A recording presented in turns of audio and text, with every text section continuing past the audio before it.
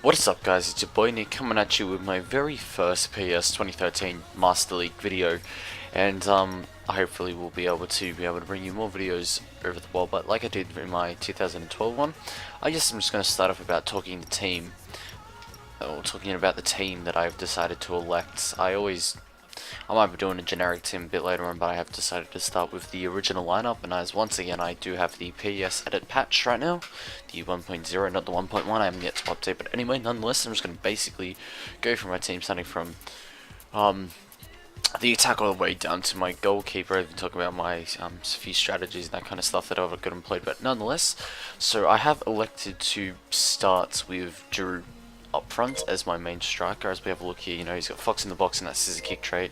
He's an absolute beast when it comes to a shot. He's a bit useless, I find, anywhere else bar in the air, and when he gets pretty much a clear chance on goal. And other than that, he is a pretty good striker, and I have quite thoroughly enjoyed playing with him, as his body balance is just, look at that, 87 body balance and 90 jumping, and that 192 centimeters combined with that shot accuracy is actually pretty good. So that's why I sort of just like him starting up there, and you know, he's a better center forward than second striker, so that's why I keep him there. Plus he has the Fox in the box trait.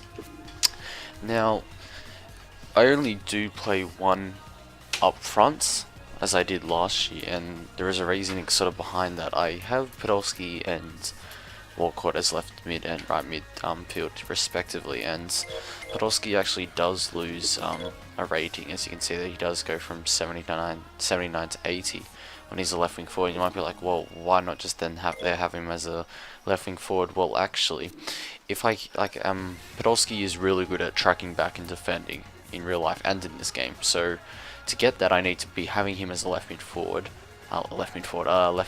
and have him a bit lower, or a bit further back in the pitch rather than in line with Giroud.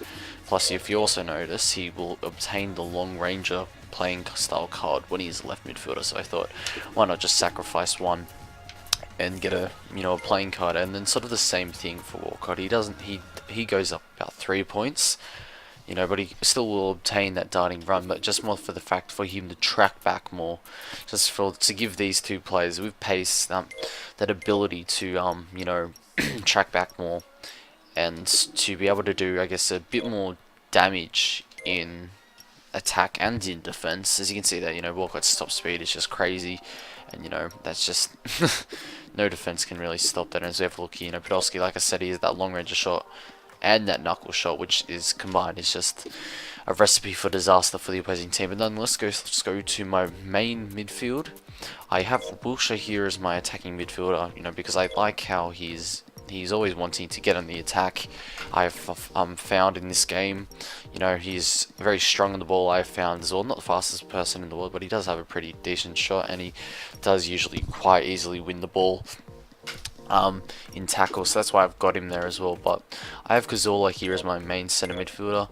Basically, to get the incisive run, once again, guys, you need to have him on the right midfield. He does go up to 187. That's probably the best place to utilize him, but I prefer having Walcott and or Podolski on those sides of the wings. But nonetheless, I do have him as my center midfielder, so he does have that talisman trait that will help drive the team forward. He also has that incisive run and scissor skills. Whatever look here at his stats, so he just has insane ball control, 86 ball control. That's just crazy. Not crazy, but that's just pretty good. He has pretty good kicking power, pretty good stamina, so he doesn't really fatigue that much. Well, he does, but he doesn't really fatigue that much. He does have excellent attacking, 84 attacking. He doesn't have the best defense. That is why I have him sitting in front of Arteta. But that accuracy for his dribbling, short pass accuracy, and all those things combined, just simply great in my eyes. Probably one of the best midfielders within this game. Now, back to my, basically, sort of my holding midfielder. I do have Arteta, instead of making him play that offensive midfielder, I also do have him as the centre midfielder, just so I can obtain that talisman playing style card, so then I can basically double up with Cazorla and Arteta. But if we have a look here, he has that pinpoint pass, turning skills, scissor skills, knuckle shot, talisman. Arteta is simply just a beast when it comes to being a midfielder, and him and Cazorla together are absolutely dynamite. And as you can see, he does have 73 defense. That is why I do have him sitting at the back of that main midfield. So therefore, he's sort of the holding man whilst not having to play that defensive midfielding role. He does 77 attack as well, but if we have a look there, he does have, look at that dribble accuracy, short pass sack speed, and all those things. That is just absolutely crazy with that 85 ball control. And you have a look here, he does have pretty good stamina and pretty good kicking power, which is actually quite good. But he isn't the fastest player in the world, but he does make that up with all his passing abilities and his ability to win the ball quite easily and convincingly. But nonetheless, let's go to my main four in the back. I do play four at the back. Well, I guess I'll start with Kieran Gibbs. You know, he's only 84 stat. Nothing real special about him. No skills, no traits. So, you know, only 73 defense. Again, like I stated last year, I would have liked to have. He probably, I reckon, maybe should have gone down in rating, but maybe gone up a bit in defense, because he did have a pretty good year last and this year so far. But his speed, in my eyes, I'm pretty sure has gone up. As we can see, 92 top speed and 85 dribble speed, 86 explosive power. That is absolutely good. That is crazy. That just means anyone coming down the right side is basically just going to be rendered useless as Kieran Gibbs catches up to you. No, but he's all around a pretty good defender. You know, he just simply gets the job done. Same with Sagna. You know, Sagna's basically the exact same player, just on the right wing. The right back, sorry, and he's not as fast though, but he does make it up from, you know, when his stamina, his kicking power, his jumping ability, and the fact of how strong he is on the ball and how easily and convincingly he can win the ball. Nonetheless, let's go to my centre halves, Malin and Mertesacker. For Malin, what a beast. He is my captain, I'm pretty sure. If he wasn't, he is now. But he has that long ranger. As we can see here, he has that long ranger and offensive fullback traits, which is absolutely brilliant. You know, I love it when my centre halves join the attack, or only the quality ones. And he also has that lunging tackle trait, which makes him lunge into tackles, obviously. But I love those. I love that long ranger and offensive fullback trait together.